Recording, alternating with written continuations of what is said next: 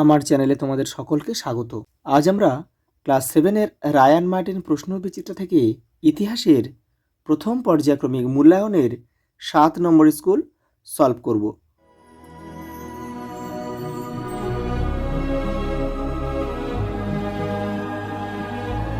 দেখো প্রথম প্রশ্ন, প্রাচীন বাংলার অঞ্চলগুলির মধ্যে বৃহত্তম ছিল অপশান ডি আমাদের উত্তর পুণ্ড্রবর্ধন।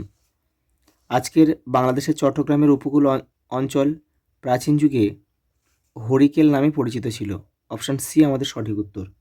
পরেরটা দেখো, চীনা ভাষায় লোটো মো চিহ নামকরণ করা হয় রক্ত মৃত্তিকা বৌদ্ধবিহারকে। পরেরটা দেখো, গৌড়বাহ কাব্যটি রচনা করেন বাক্পতিরাজ। অপশান সি আমাদের সঠিক উত্তর। হিজরি সাল গণনা শুরু হয় হজরতের মদিনা গমন থেকে, মক্কা থেকে মদিনা চলে যাওয়াকে হিজরি সাল গণনা করা হয়। দক্ষিণ ভারতের বণিকদের বলা হতো চেট্টি। অপশান ডি আমাদের সঠিক উত্তর। পরেরটা দেখো, শূন্যস্থান এক কথা উত্তর দাও রয়েছে। দেখো, গঙ্গাইকণ্ড চোল উপাধি কে নেন? প্রথম রাজেন্দ্র চোল।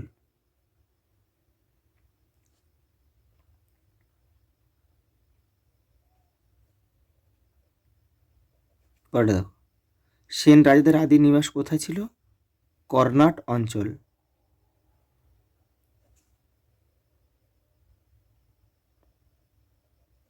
পরেরটা দেখো, কোন যুগে বাংলা ভাষার উৎপত্তি হয়? পাল যুগে। পরেরটা দেখো, কোন বৌদ্ধ আচার্যের বাড়ি নাস্তিক পণ্ডিতের ভিটা নামে পরিচিত? দীপঙ্কর শ্রীজ্ঞান।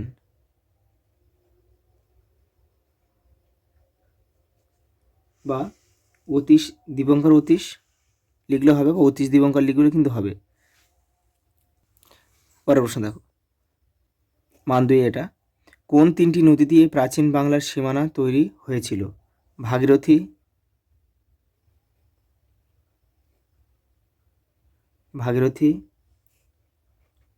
পদ্মা আর মেঘনা।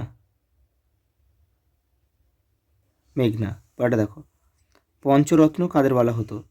তোমাদের বইয়ের 37 নম্বর পেজে রয়েছে। দেখো এটা, এই যে এখান থেকে লিখতে হবে। সেন যুগে লক্ষণ সেনের রাজসভায় 5 জন কবি ছিল। এখান থেকে কিন্তু এটা পুরোটা লিখতে হবে। এই পর্যন্ত পঞ্চরত্ন ছিলেন, নাম করে দেখে নাও। জয়দেব, ধয়ী, গোবর্ধন, উমাপতিধর আর শরণ।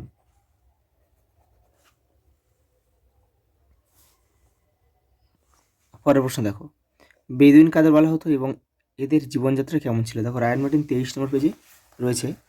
দেখো, আরবের যাযাবর অধিবাসীদের কিন্তু বেদুইন বলা হতো। এই যে আরবের যাযাবর মানুষদের বেদুইন বলা হয়। তারা উট পালন করত। উট তাদের যোগাযোগের মাধ্যম ছিল, আর উটের মাংস ও দুধ তারা খাদ্য পানীয় হিসেবে গ্রহণ করত। সেখানে প্রচুর খেজুর চাষ হতো। খেজুর তাদের অন্যতম প্রধান খাদ্য ছিল।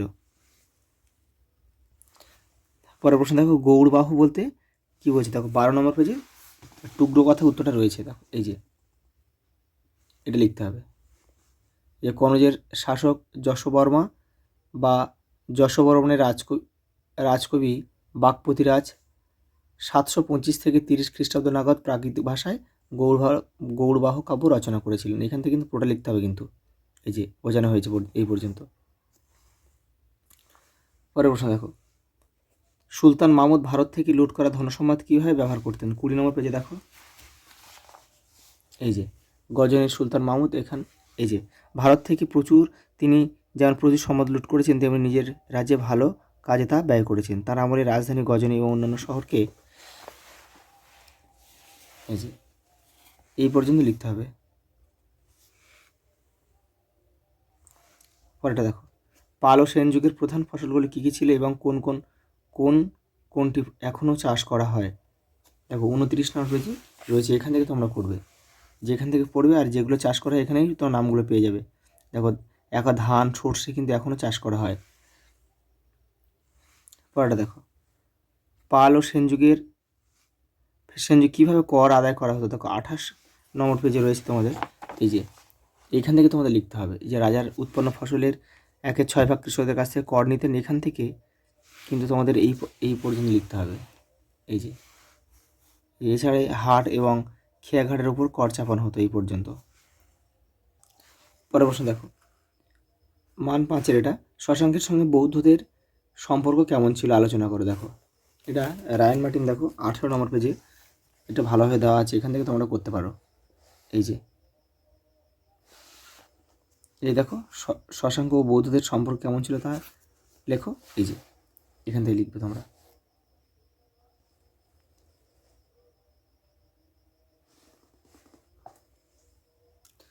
পরের প্রশ্ন দেখো, পাল যুগের কৈবর্ত বিদ্রোহ সম্পর্কে আলোচনা করো। দেখো 15 নম্বর পেজে রয়েছে তোমাদের বইয়ের। এই যে কৈবর্ত বিদ্রোহ।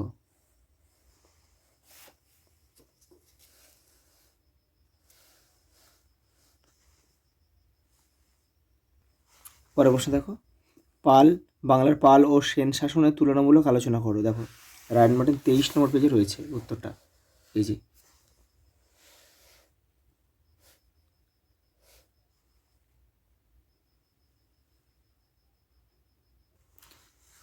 লাস্ট প্রশ্ন দেখো, শিক্ষা প্রসারে নালন্দা বিশ্ববিদ্যালয়ের ভূমিকা আলোচনা করো। দেখো 32 নম্বর পেজে তোমাদের বইয়ের উত্তরটা রয়েছে। দেখো এই যে এখান থেকে তোমরা করবে।